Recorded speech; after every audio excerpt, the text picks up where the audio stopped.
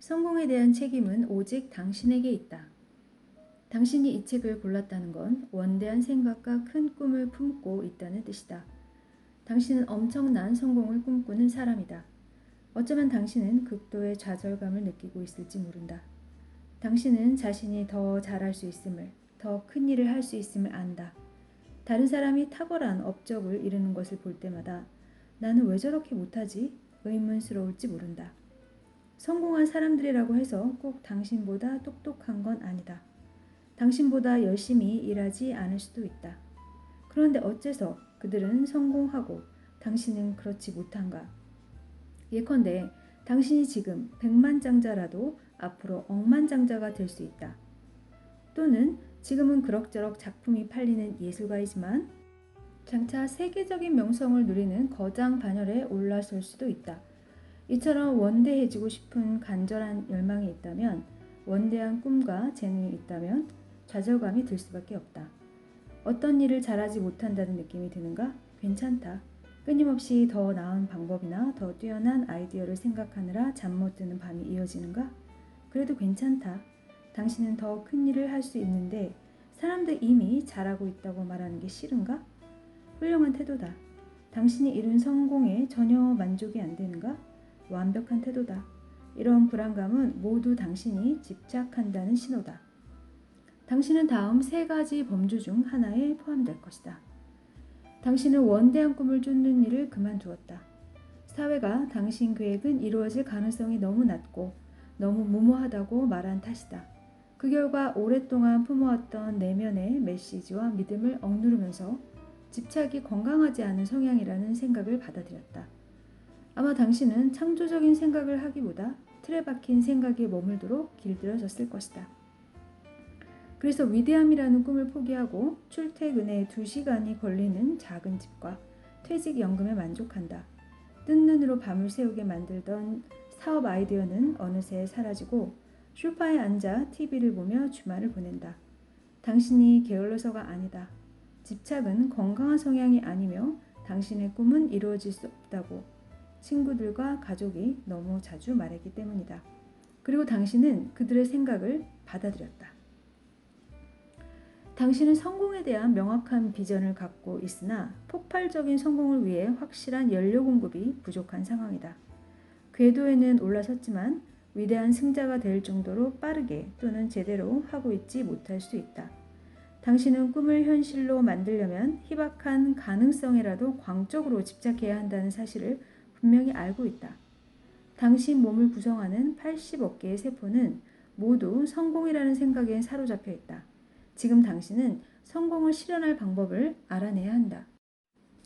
당신은 집착광이 되어도 괜찮다고 말하는 사람을 이번에 처음 봤을 것이다. 아마 당신은 마음 한구석에는 집착이 나쁜 것이라고 생각하지만 아직 뭔가에 집착하며 살고 있지는 않은 것이다.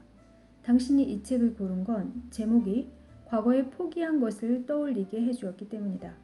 이 책 제목을 통해 당신 안에서 다시 깨어나기를 바라는 강력한 힘으로부터 당신이 얼마나 멀어져 있는지 깨달았다. 아마 당신은 집착만이 유일한 선택지라는 사실은커녕 선택할 수 있는 특성이라는 것조차 몰랐을 것이다. 이 책을 선택한 당신의 배경이 어떻든 당신은 자신보다 똑똑하지 않은 사람들이 시장에 아이디어를 내놓고 백만장자나 억만장자가 되는 것을 분명히 지켜보았다. 그것으로 충분하다. 집착하는 사람은 자신의 성공에 대해 책임은 오직 자신에게 있다는 사실을 받아들인다. 작은 것에 만족하는 것도 오직 당신에게 달렸다. 작은 것에 만족하다가 실패하게 되면 사람들은 당신에게 동정심을 느껴서 기대울 어깨를 내어줄지 모른다. 하지만 실패한 당신을 돕기 위해 온 마음을 쏟거나 자금을 지원해줄 사람은 아무도 없다. 이 행성에서는 수십억 명의 사람이 자기 잠재력을 다 펼치지 못한다는 것을 알고 있다.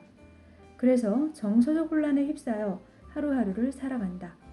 절대 다수의 사람이 어떻게 살아가는데 어느 누가 당신을 안타깝게 여기겠는가? 그 누구도 당신을 돕지 않을 것이다. 다른 사람들에게 영감을 주고 이 행성을 더 나은 곳으로 만들 만큼 큰 성공을 거두는 유일한 방법이 집착이다. 도움이 필요한 모든 사람을 지원하고 도움을 줄 충분한 역량을 키우려면 집착이 필요하다.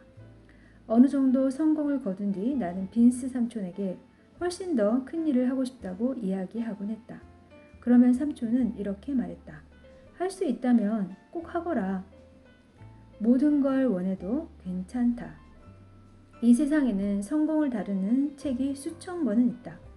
하지만 그런 책 중에 내가 말하는 성공을 다루는 책은 거의 없다. 성공은 그저 안정된 직장이나 동료들의 존경, 금전적으로 여유로운 은퇴 생활이 아니다. 나는 항상 어마어마한 성공을 원했고 지금도 여전히 원한다. 내게 성공이 한 가지였던 적은 없다. 내 성공은 하나의 성취, 하나의 꿈, 하나의 목적, 하나의 목표에 끝나지 않는다. 나는 많은 것을 원했다. 오래전 내가 사귀었던 한 여성은 이렇게 자주 말했다. 당신은 늘 2마리 토끼를 다 잡으려고 해. 나는 이렇게 답했다. 다 잡을 수 있는데 왜 안 잡겠어? 언제나 나는 단 하나가 아니라는 것을 알고 있었다.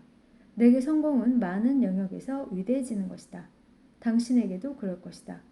나는 단순히 부자가 되는 것에 만족하지 않는다. 건강, 부, 가정, 사랑, 여가, 영성, 공동체 등 모든 것을 원한다. 그리고 이 모두를 즐길 시간도 원한다. 무지개를 얻을 수 있는데 왜 한 가지 세계에 만족하는가? 잠재력을 온전히 발휘하는 것. 이것이 내 성공의 정의다. 살아오면서 나는 내 잠재력이 어느 정도인지 매번 새롭게 알게 되었다.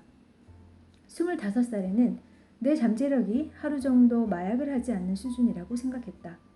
1년 후에는 4만 달러의 빚을 갚고 6만 달러의 연봉을 얻는 일에 초점을 맞췄다.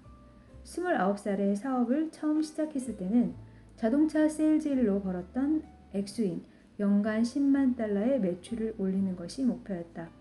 돌이켜보면 이 모든 성취가 내 잠재력에 미치지 못한 일이었다. 나는 지난 30년 동안 강연료를 받으며 수천 건의 강연을 하고 상을 받고 책을 내고 TV에 출연했다. 스스로 노력하고 새로운 경험을 쌓으면서 내 잠재력은 계속 커지고 있다. 예컨대 마침내 내가 평생 사랑할 동반자를 찾았을 때 다른 사람을 사랑하고 놀라운 파트너십을 창조할 수 있는 잠재력이 내게 있음을 발견했다. 자녀가 생겼을 때는 아이를 위해 시간을 내고 아이를 사랑하고 돌보고 보호할 수 있는 아버지가 될 잠재력이 내가 있음을 깨달았다. 당신이 무엇을 할 수 있는지 그 능력을 계속 찾아라. 그러면 시간이 흐르면서 잠재력이 점점 커져 스스로 모습을 드러낸다. 나는 내 잠재력을 늘 과소평가했다. 지금도 내가 생각하는 잠재력보다 더 큰 잠재력이 있기를 바란다. 나는 할 수 있다고 생각한 수준의 100배 이상을 이미 달성했다. 하지만 아직 잠재력을 온전히 발휘하지 않았다는 사실을 알고 있다. 그리고 잠재력의 최대치가 어디까지일지 알아내는 데 집착하고 있다. 어떤 사람은 인생은 목적지가 아니라 여정이라고 말한다. 이 말에 동의하지 않는다. 나는 목적지를 사랑한다.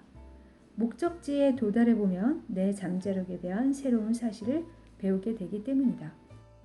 마음속으로 간직해온 생각이 있다. 믿을 수 없는 일들을 해낼 능력이 내게 있다는 믿음이다. 밑바닥 삶을 살 때조차 내 잠재력은 그동안 이룬 성과보다 더 크다고 생각했다.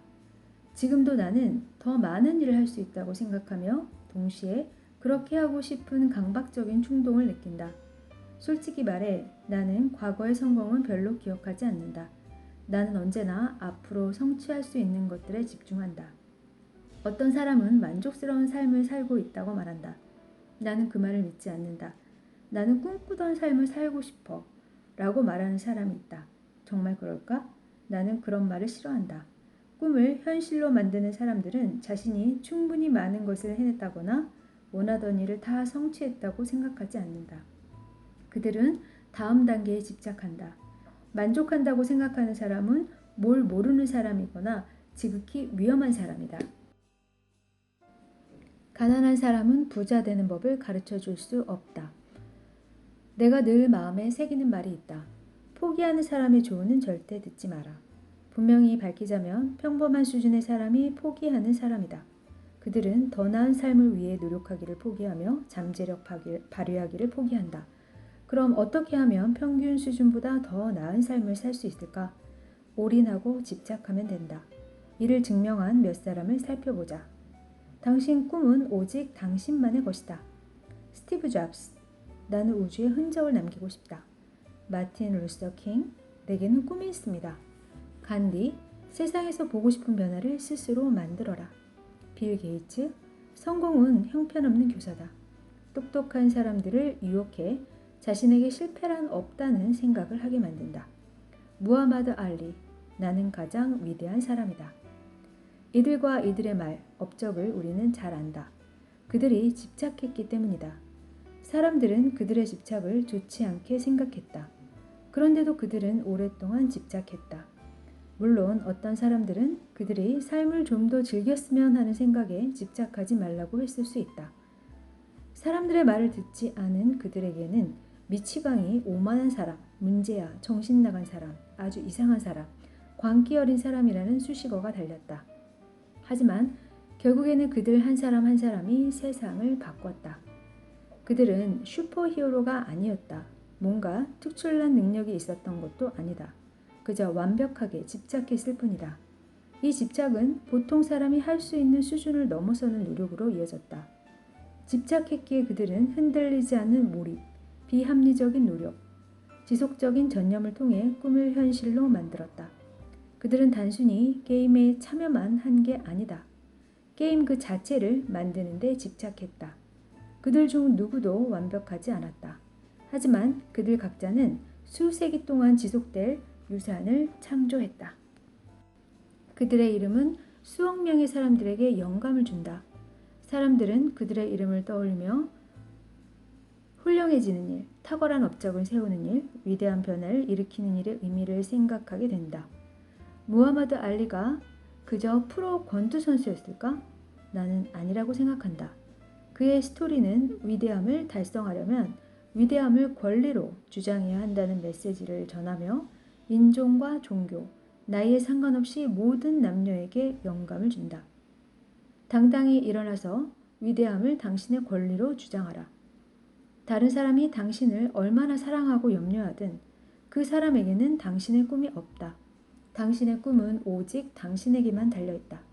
그 꿈들이 당신을 유일무이한 존재로 만든다. 아마 당신은 지금 함께하는 사람들 대부분을 만나기 전부터 꿈을 가지고 있었을 것이다. 친구, 자녀, 배우자, 가족은 당신을 사랑할 것이다. 하지만 그렇다고 해서 그들이 당신의 꿈과 열망을 공유하는 건 아니다. 그들에게는 그들 자신의 꿈과 열망이 있다. 그들에게 조언을 구할 필요는 없다. 또한 그들 때문에 당신의 눈높이를 맞춘다거나 꿈을 포기할 필요도 없다. 다만 당신이 할 일은 그들의 꿈을 쫓는데 집착하는지 지켜보는 것뿐이다. 그들이 꿈을 이루기 위해 깨어있는 모든 순간에 치열하게 행동하는지 관찰하라. 왜냐하면 당신도 그렇게 할 것이기 때문이다. 당신은 꿈을 현실로 만들기 위해 무슨 일이든 할 것이다. 그렇게 하는 데는 많은 선택과 희생이 요구된다. 만약 사람들이 어떤 선택이나 희생도 하지 않으려고 한다면 틀림없이 자신의 꿈과 열망을 포기한 것이다. 그렇다고 해도 놀라지 마라. 사람들 대부분이 그렇다. 그러기에 그들에게 조언을 구해서는 절대 안 된다. 그들은 자신과 똑같은 행동을 하고 작은 것에 만족하는 삶을 살도록 당신을 설득하려고 들 것이다. 성공하고 싶다고 생각하는 것과 성공에 집착하는 것은 완전히 다른 차원이다. 그저 탁월해지고 싶다는 열망만으로는 충분하지 않다. 오늘의 내가 있기까지 나는 피눈물과 땀을 숱하게 흘렸다. 그리고 셀 수 없을 정도로 많은 위험을 무릅썼다. 이런 말해서 미안하지만 당신도 똑같이 해야 한다. 가벼운 집착, 시간제 집착 같은 건 없다. 당신의 영역에서 선두에 서고 싶다면 적당히 집착해도 괜찮다는 생각은 버려라. 이따금 집착하기, 주말에만 집착하기, 아침 8시부터 저녁 5시까지 집착하기 같은 생각은 환상이다. 집착하는 사람, 탁월한 일은 하는데 사로잡힌 사람에게 균형 감각이란 없다. 어떤 분야에서든 내가 말하는 성공을 이루려면 집착은 필수다. 집착하는 사람들을 잘 알고 있다.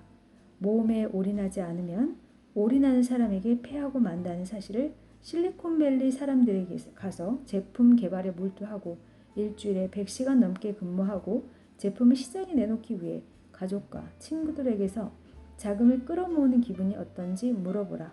놀라울 정도로 행복한 가정을 꾸리는데 집착하는 사람을 찾아 그들이 얼마나 열정적으로 가족을 우선순위에 두고 사랑하는지, 가족에게 얼마나 헌신하는지 살펴보라.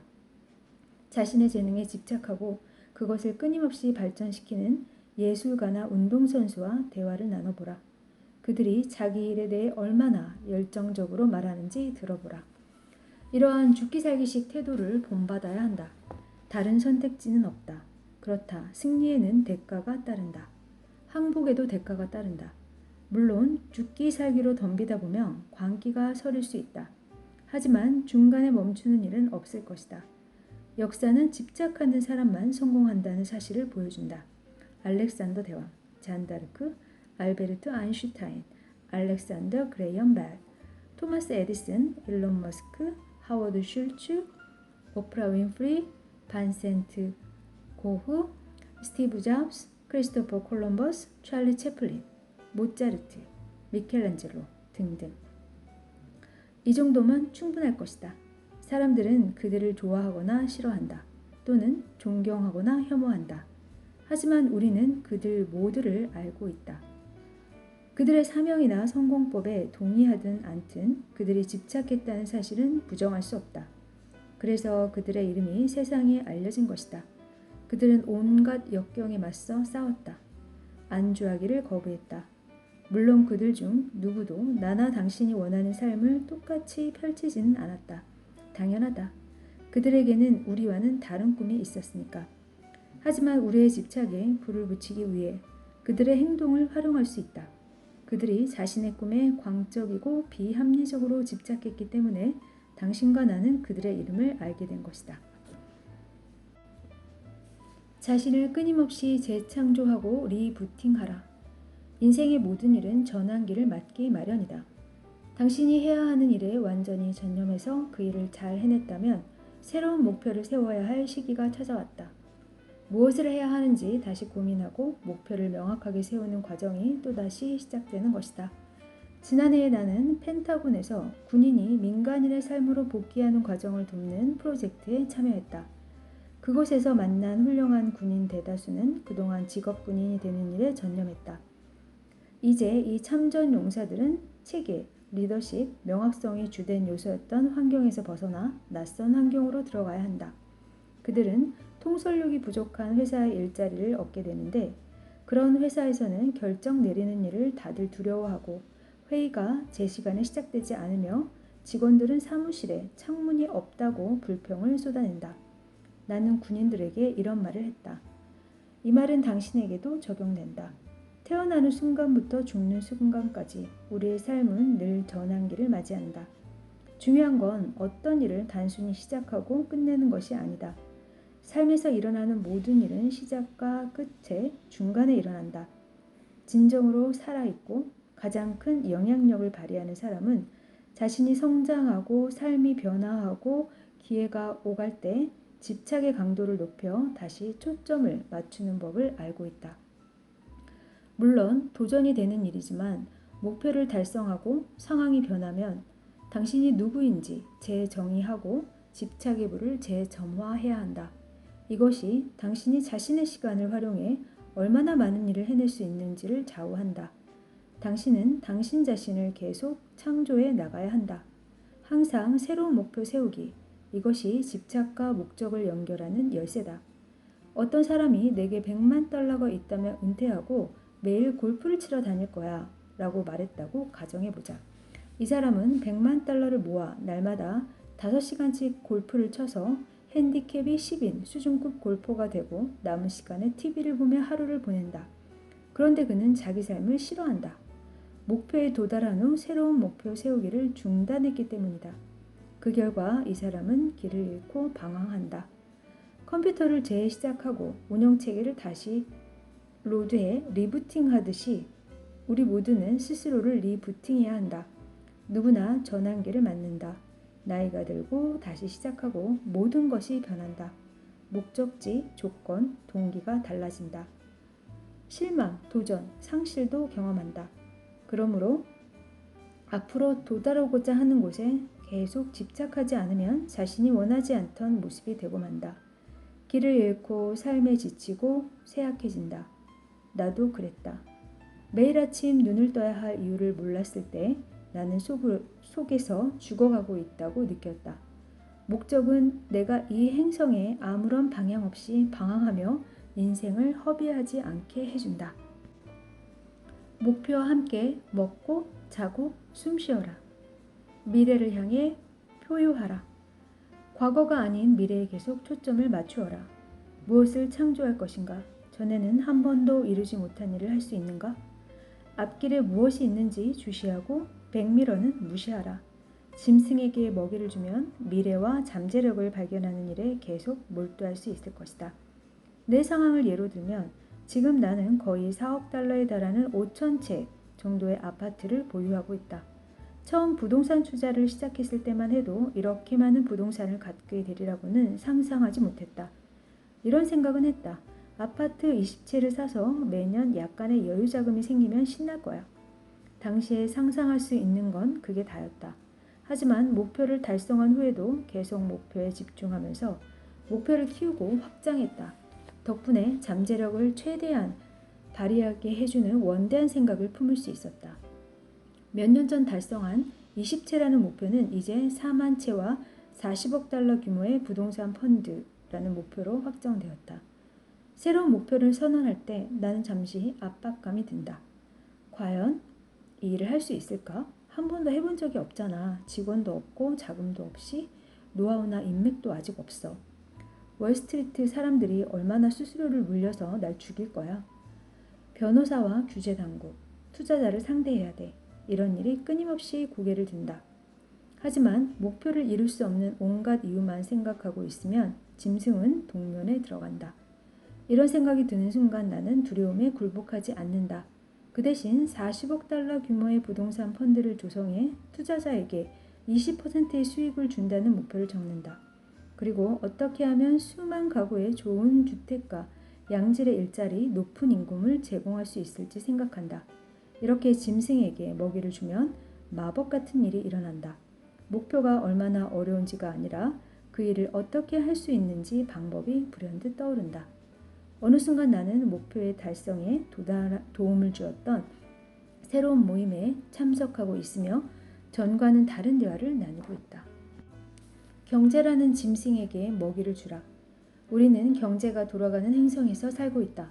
경제는 당신의 피부색이나 종교, 교육 수준, 의도, 착한 마음에는 아무 관심이 없다. 경제가 관심을 갖는 건 돈이다. 돈이 있어야 무엇이든 할 수 있다.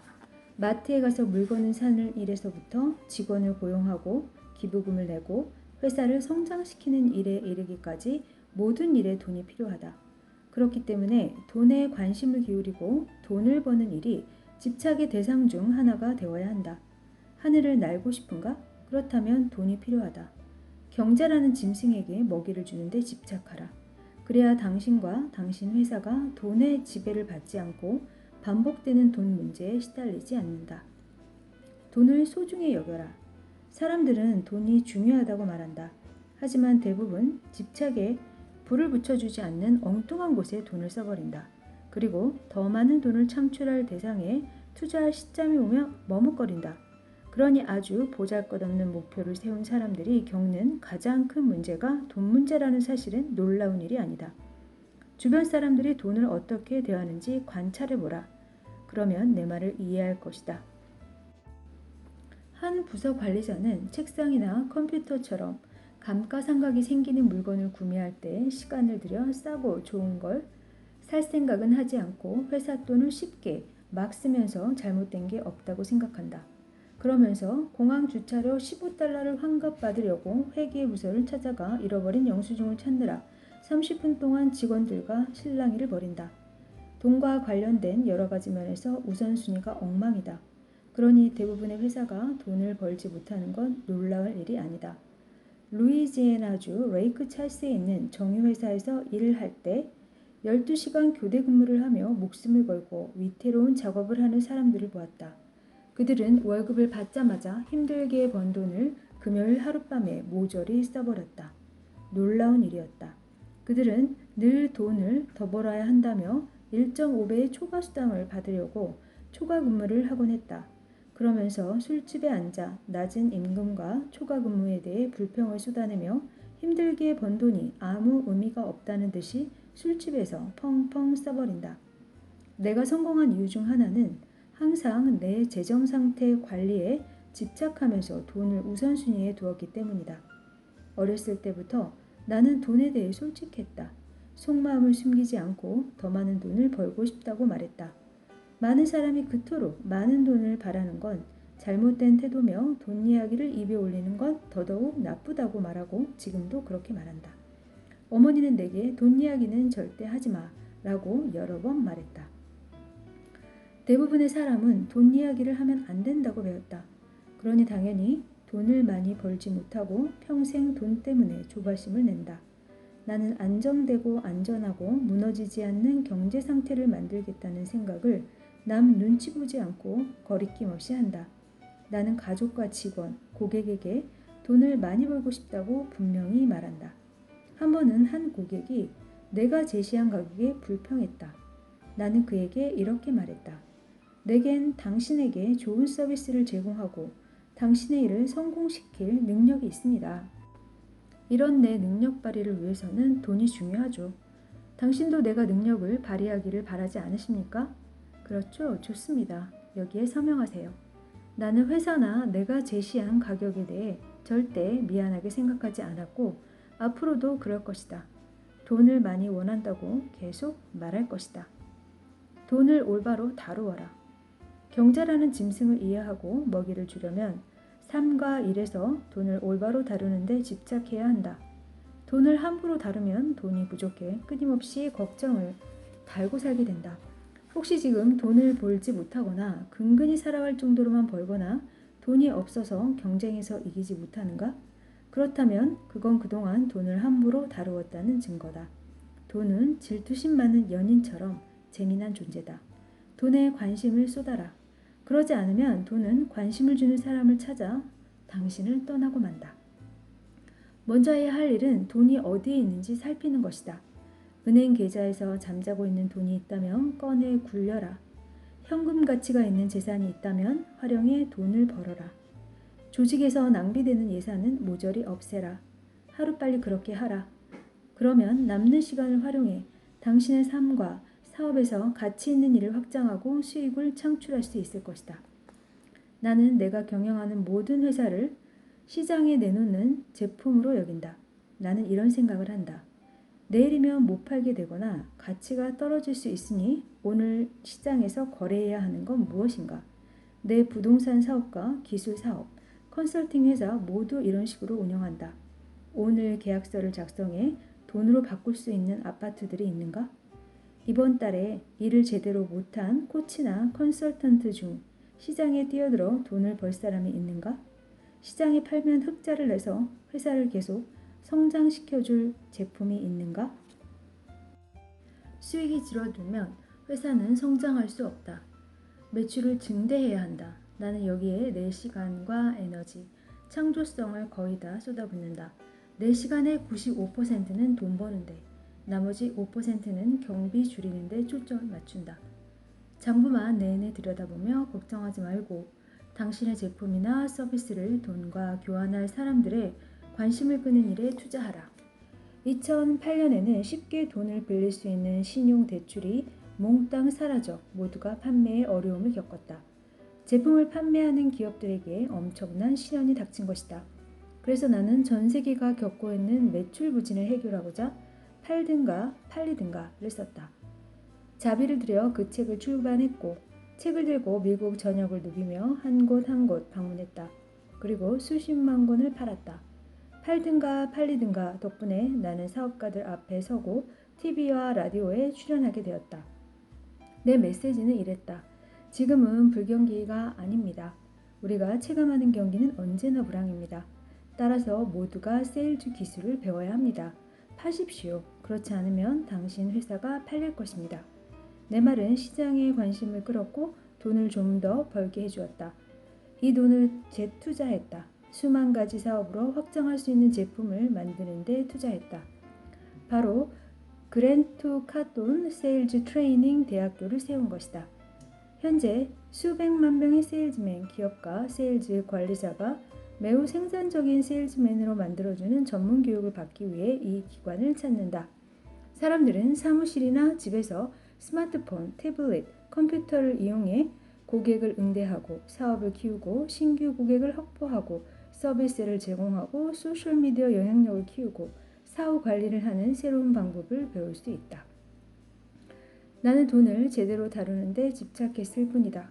그런데 이 집착이 극심한 경제 위기에서도 사업을 확장할 수 있게 해주었다. 정말 놀라운 일이다. 위기의 시기에 나는 어떤 자산을 시장에 내놓을 수 있는지 찾았다. 당시 내 자산은 머릿속에 있었다.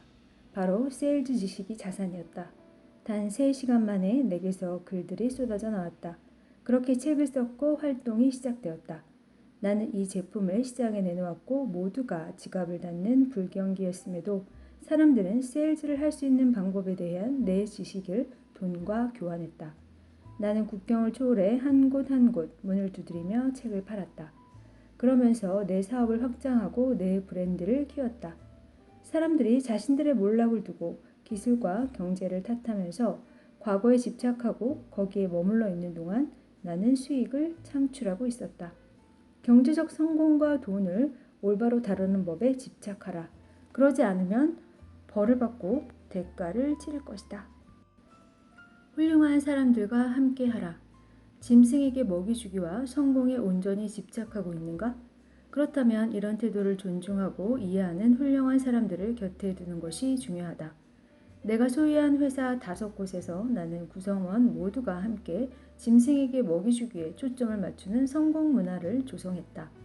우리는 긴급한 마감 기한을 정해두고 성공 외에는 모든 걸 무시하며 짧은 시간 동안 집중적으로 성공에 초점을 맞춘다. 이런 식으로 프로젝트에 집착한다.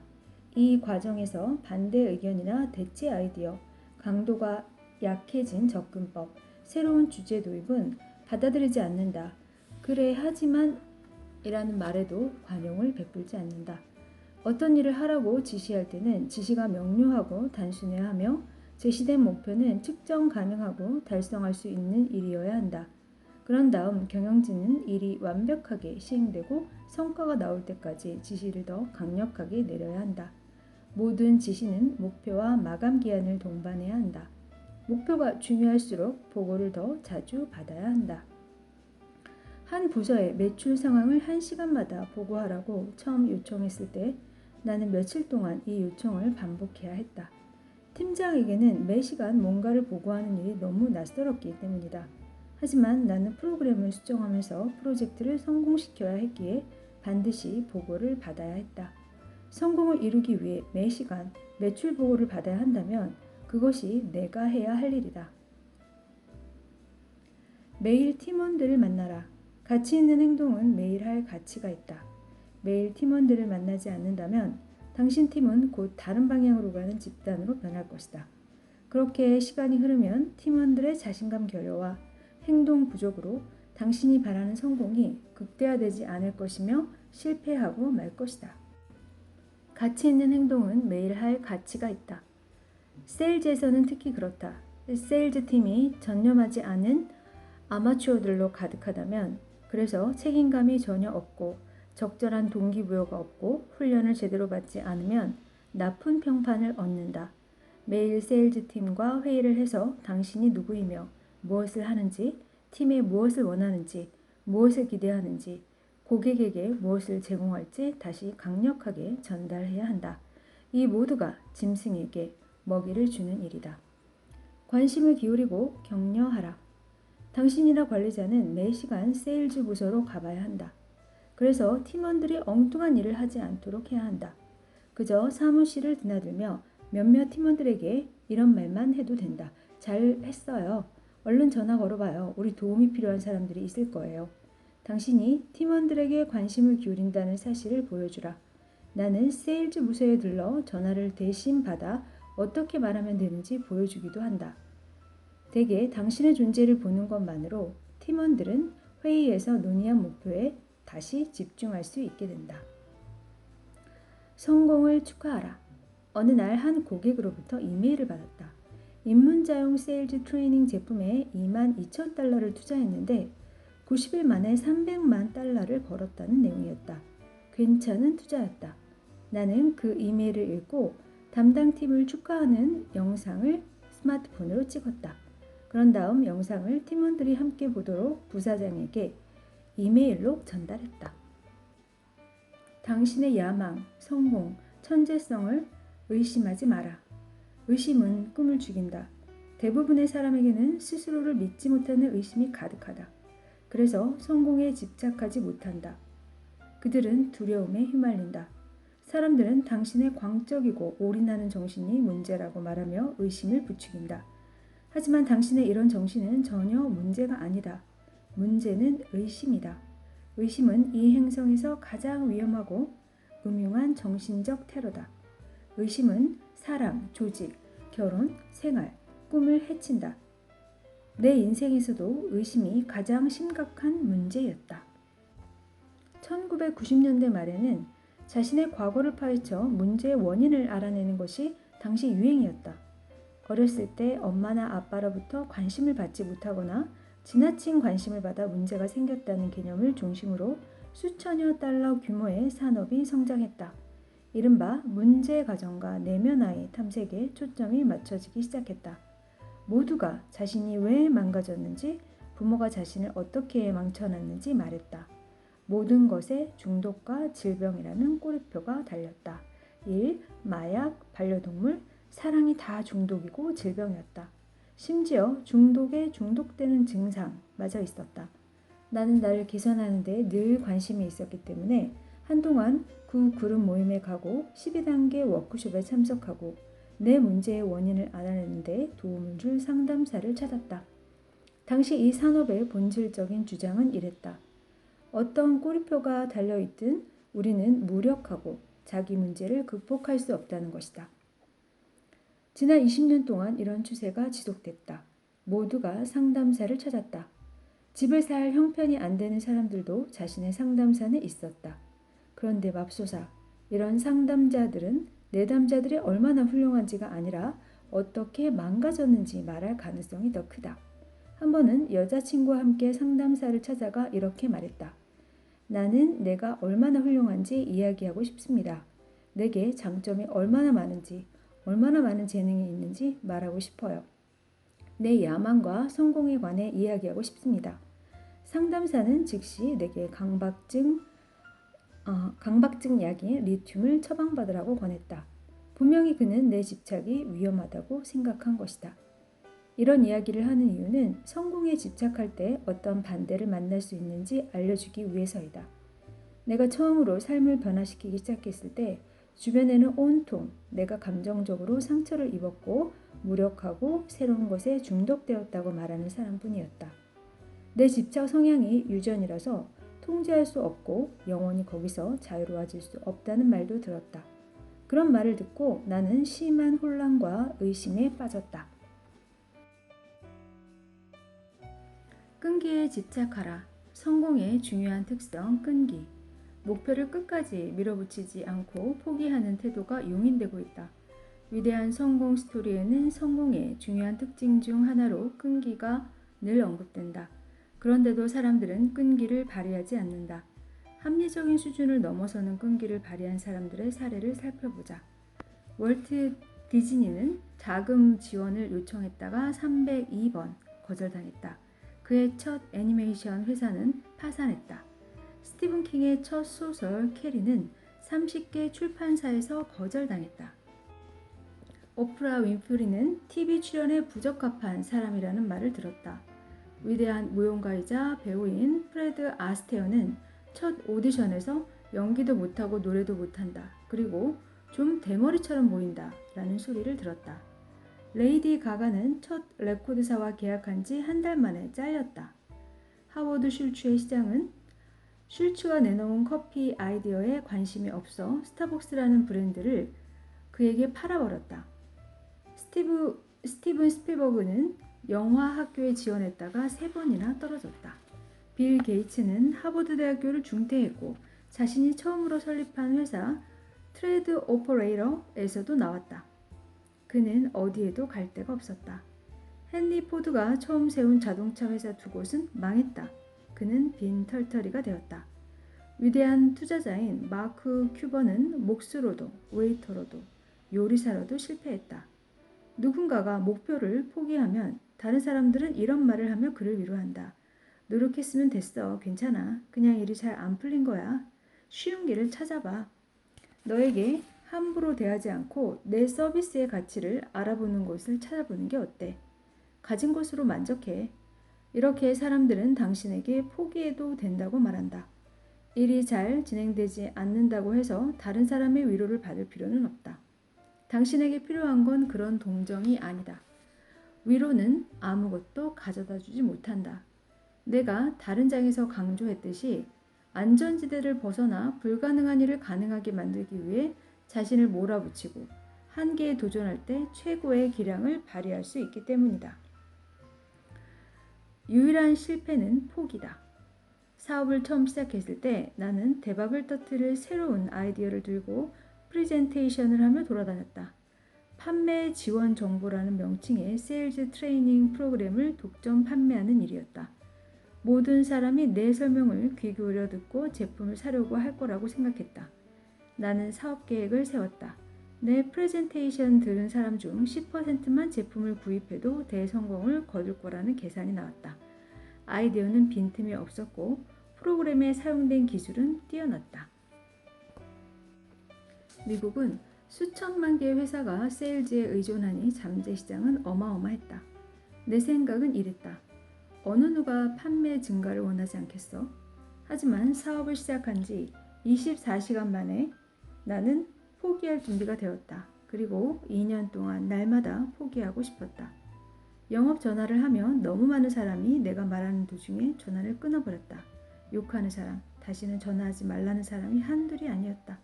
그런데 간혹 한번 들르세요 라고 말하는 사람이 있었다. 그러면 나는 비행기를 타고 그 사람이 있는 도시로 날아가 내 제품을 보여주었다. 그 도시에서 시간이 남으면 내가 전화했을 때 관심이 없다고 말한 회사들을 방문했다. 나는 성공한 사업가와 백만장자에게 더욱더 많은 돈을 버는 법을 팔려고 노력했다. 어떻게 하면 세일즈 직원들에게 더 높은 매출을 올리도록 가르칠 수 있는지 알려주는 방법을 팔려고 했다. 그 일이 쉬울 거라고 생각했다. 하지만 아니었다. 나는 벌이가 시원찮아 청구서 대금을 낼 돈이 없었고 손에 들어오는 현금은 금방 사라졌다. 두려웠다. 잠 못 이루는 밤이 하루 이틀이 아니었다.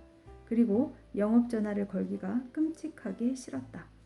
이런 상황이 3주 정도 지속되면 대부분의 사람들은 더 이상 견디지 못한다. 하지만 한계점이 지나고도 나는 날마다 수백 통의 전화를 하고 회사를 방문해 사람을 만났다. 그런데도 여전히 내 제의를 덥석 무는 사람은 아무도 없었다. 내가 아는 사람 중 그 누구도 내가 하는 일을 해본 적이 없었다. 내게는 존경할 만한 롤 모델이 없었으며 방법을 가르쳐줄 사람도 없었다. 나를 사랑하는 가족이나 친구들은 내게 이제 그만해도 된다고 이야기했다. 나는 시간을 낭비하고 있는 것 같아 끔찍했다. 어찌할 바를 몰라 이제 포기해야겠다고, 정말로 다 그만둬야겠다고 생각했다. 포기하고 다른 사람 밑에서 세일즈를 다시 해야 하나 심각하게 고민했다. 하지만 나는 디즈니, 오프라, 포드 등 포기하기를 거부한 성공한 사람들의 이야기에 매달렸다. 집착하는 사람은 포기하기를 거부한다. 엄청난 성공을 거둔 사람은 그저 실패를 극복만 한 게 아니다. 그들은 실패를 끈기의 연료로 사용했다. 실패에도 불구하고 끈기 있게 집착한 그들의 능력으로부터 나는 동기부여를 받았다. 해리포터 시리즈의 작가 조앤 롤랑은 2008년 6월 하버드 대학교 졸업식 연설에서 실패가 성공에 얼마나 중요한 요소인지 강조했다. 그녀는 자신의 연설을 들을 기회를 얻은 청중에게 이렇게 말했다. 여러분은 내가 경험한 크기의 실패는 하지 않을 겁니다. 하지만 실패를 전혀 하지 않고 사는 것은 불가능합니다. 매사에 조심스럽게 살아야 실패하지 않을 텐데 그렇게 사느니 차라리 살지 않는 게 낫습니다. 그런 삶은 아예 실패한 삶입니다. 이러한 이유 때문에 당신은 확실하게 집착해야 한다. 내가 이 책에서 집착을 강조하는 것도 같은 이유이다. 집착이 있다면 은행 대출이 필요할 때 처음에 거절당했어도 계속 은행을 찾아가게 될 것이다. 어떤 물건을 원하는 가격으로 사고 싶은데 판매자가 그 가격으로 팔지 않겠다고 할 때도 끈질기게 협상하게 될 것이다. 당신에게 전혀 관심이 없는 사람과 결혼하고 싶을 때도 굴하지 않고 계속 노력하게 될 것이다.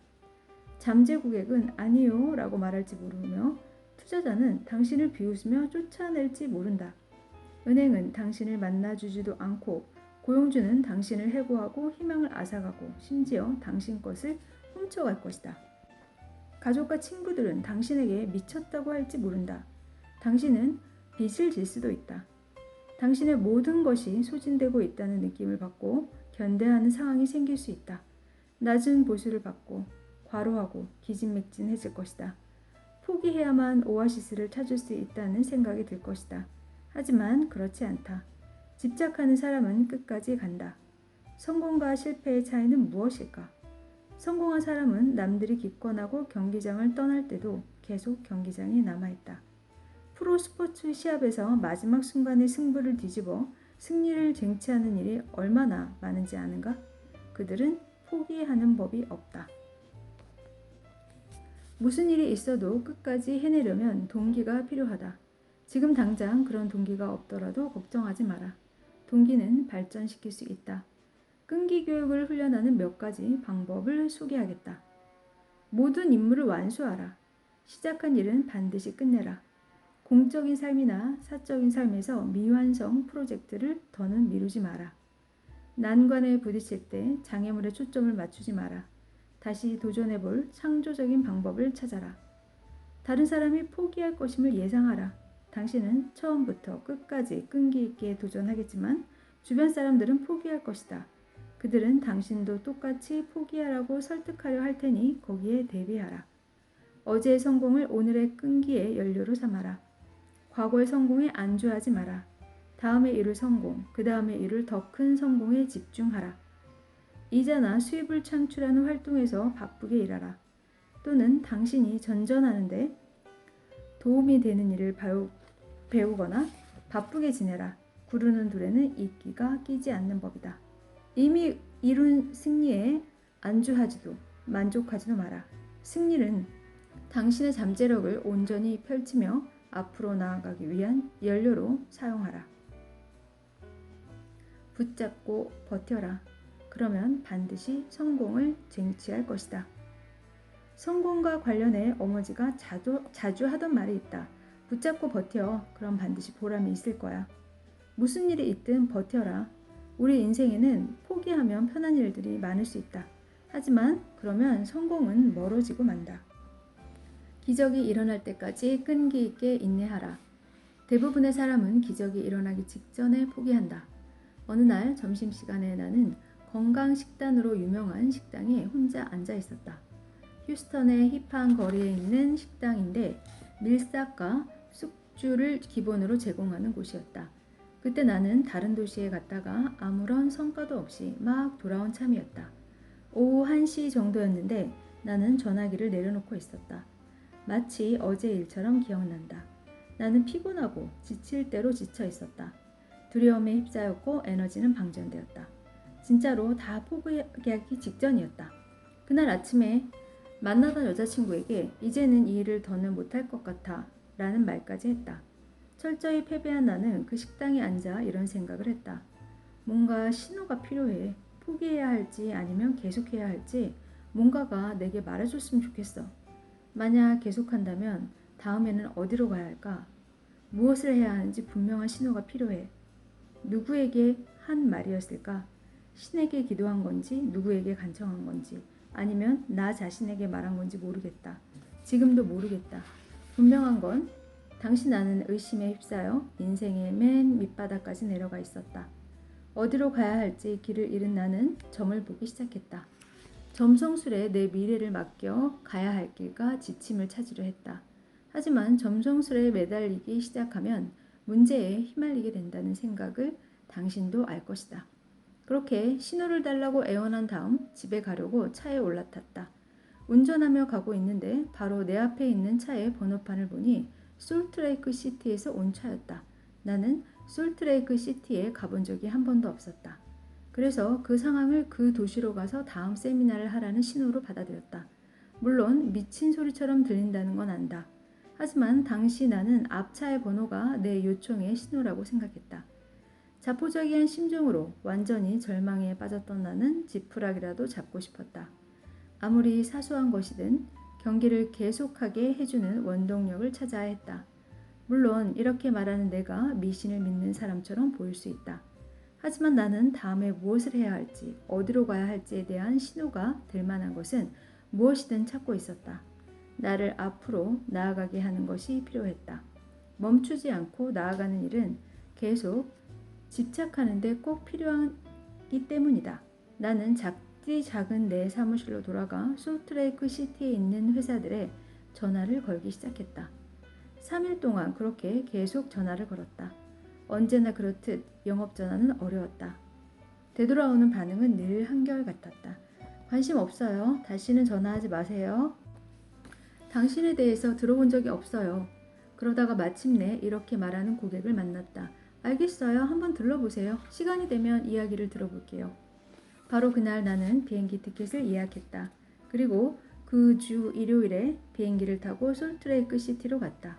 그 후 몇 주 동안 기적이 일어났다. 지난 2년간 벌었던 돈보다 더 많은 돈을 단 2주 안에 벌었다. 불현듯 뭔가가 뇌리를 스쳤다. 내 삶과 커리어, 미래를 영원히 바꾸는 법을 알게 된 것이다. 그 여행은 당장 필요한 돈을 벌 기회를 주었다. 그에 대해 사업을 지원할 자금을 얻고 다른 사람을 돕겠다는 목적을 실천하고 세일즈 세계에서 스타가 되는 길을 열어주었다. 나는 포기를 거부했다. 정말 잘한 결정이다. 기적이 모퉁이에 있었기 때문이다. 당신이 무엇을 만들어내기 위해 노력하고 있든 포기를 거부한다면 실패하는 일은 결코 없을 것이다.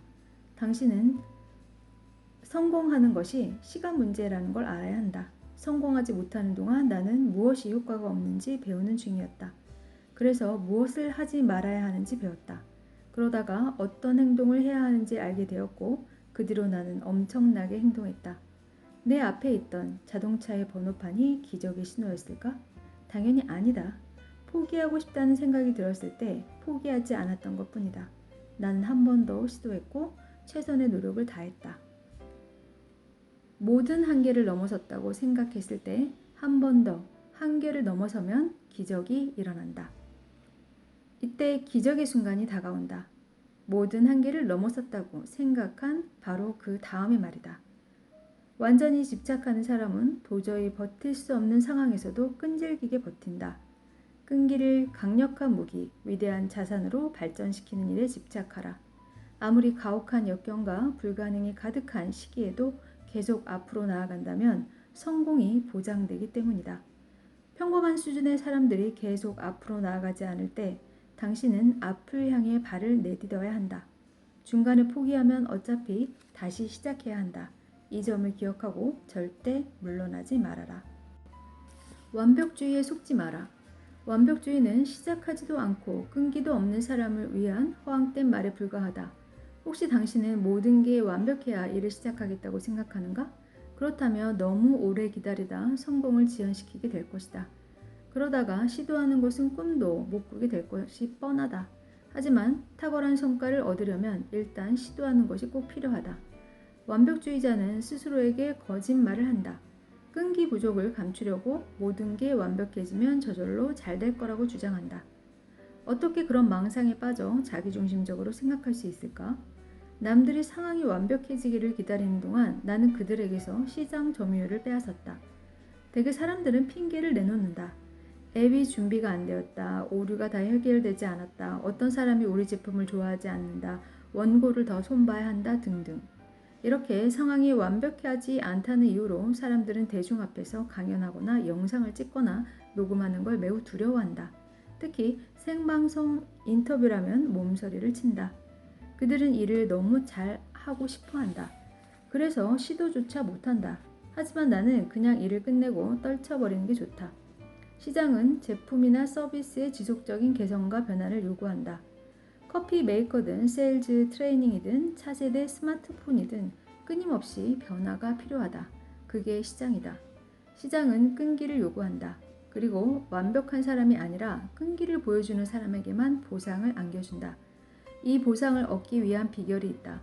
계속 앞으로 나아가고 끈기를 발휘하고 끊임없이 혁신하는 것이다. 즉, 계속 집착하는 것이다. 시장은 당신의 천재성과 제품의 기발함을 발전시킬 유일한 곳이다. 인정사정 봐주지 않는 거대한 경제는 자기 한복판에서 끈질기게 버티는 사람만 보상한다. 처음부터 모든 걸 잘하는 사람은 아무도 없다. 판매하려는 제품이 있는가? 그렇다면 모든 게 완벽해질 때까지 기다리지 마라. 아직 준비가 덜 되었더라도 당신이 집착하고 있는 제품을 팔아라. 나는 처음으로 시작한 12개의 세일즈 프로그램과 첫 저서 2권을 자비를 들어 만들어 판매했다. 첫 책, 팔든가 팔리든가는 사무실에서 3시간 만에 썼다. 책을 출간하고 난 후에는 엄청난 비난을 들어야 했다. 맞춤법이나 문법이 틀렸다는 지적을 받았고 문장이 엉망이라는 소리까지 들었다. 하지만 잘못된 부분을 수정하고 책 표지와 제목을 바꿔 4쇄까지 찍었다. 그렇게 판매한 책으로 베스트 세일즈 비즈니스북 상을 받았다. 내가 이렇게 앞으로 나아가는 동안 내 책을 비난하던 사람은 책 한 권 내지 못했다. 그렇다고 내가 일을 대충대충 한다는 뜻은 아니다. 다만 어떻게든 시장에 들어가야 한다. 처음부터 일을 잘할 수는 없다. 그러니 끈기를 발휘하라. 그러면 결국에는 성공하게 될 것이다. 때로는 최고의 방법을 찾는 데까지 시간이 걸린다. 따라서 당신이 무슨 일을 하든 그 일을 반복해서 수행하라. 그러면 그 일을 제대로 하게 될 것이다. 노력의 양과 빈도가 천재성을 키운다. 어떤 일을 수천 번 하고 나서야 그 일을 하는 방법을 계속 바꾸게 된다. 어떤 일을 하면 할수록 그 일을 더 잘 이해하게 되면서 더 잘하는 방법을 찾아내기 때문이다. 나도 그랬다. 내 성공이 하룻밤 사이에 이루어진 것 같지만 그 뒤에는 엄청난 노력과 그 양과 빈도가 있었다. 나는 소셜미디어에 15만 건의 게시물을 올리고 7만 8천 번의 트윗을 하고 1만 3천 회의 강연을 하고 1100개의 글을 올리고 700번의 인터뷰를 하고 수천 회의 인터넷 생방송을 하고 비행기를 타고 4,800km가 넘는 거리를 돌아다녔다. 내가 영업전화를 얼마나 많이 했는지 그 누가 알겠는가. 이렇게 시도하고 실패하는 일이 누적되면서 폭발적인 성공을 이루게 되었다. 한번 시도할 때 완벽하게 하고 싶어서 아예 시도 안 하는 것보다 앞으로 나아가다가 넘어지는 게 더 낫다. 끈기 있게 계속하라. 그러면 어느 날 완벽해질 것이다. 그 다음 더욱더 끈기를 갖고 계속하라. 그러면 이전에 완벽하다고 생각했던 수준이 장난같이 보일 것이다. 집착은 하나의 사이클이다. 영원히 죽지 않는 불사신이 되라. 실패, 낙관, 낙담, 실수, 혼란스러운 상황, 위기에 직면해도 주위에 허튼 소리를 하는 사람들이나 불평불만을 늘어놓는 사람들, 포기하는 사람들이 가득해도 끈질기게 계속 시도하라. 경기에 나서면 누구나 그런 일을 겪는다. 자신에 대해 연민을 버려라. 불평하는 일을 그만두고 사장처럼 행동하라. 다른 사람이 포기할 때 당신은 결과에 상관없이 오랫동안 끈기 있게 계속 시도한다면 당신의 능력, 자신감, 창조성, 천재성은 저절로 빛이 날 것이다. 온갖 역경에도 불구하고 회복 탄력성을 키워 강해지는 법을 배우기 때문이다. 이게 핵심이다. 끈기를 발휘해야 할 때마다 당신에게는 또 하나의 스토리가 생긴다. 당신이라는 존재에 대한 스토리. 즉, 당신이 어떻게 잠재력을 온전히 펼치는 일에 가까이 다가갔는지에 대한 스토리가 하나씩 늘어난다. 어려운 상황에 빠지게 된다면 미래에 얼마나 귀중하고 가치 있는 스토리가 쌓여 있을지 기억하라. 영화에서는 어떤 공격을 당해도 계속 살아 돌아오는 사람이 있다. 이런 불사신과는 누구도 싸우려고 하지 않는다. 미래에 얼마나 큰 성공을 거둘지는 아마 이 한 가지 특성에 달려 있을 것이다. 바로 역경의 시기에 얼마나 끈기 있게 버티는가이다.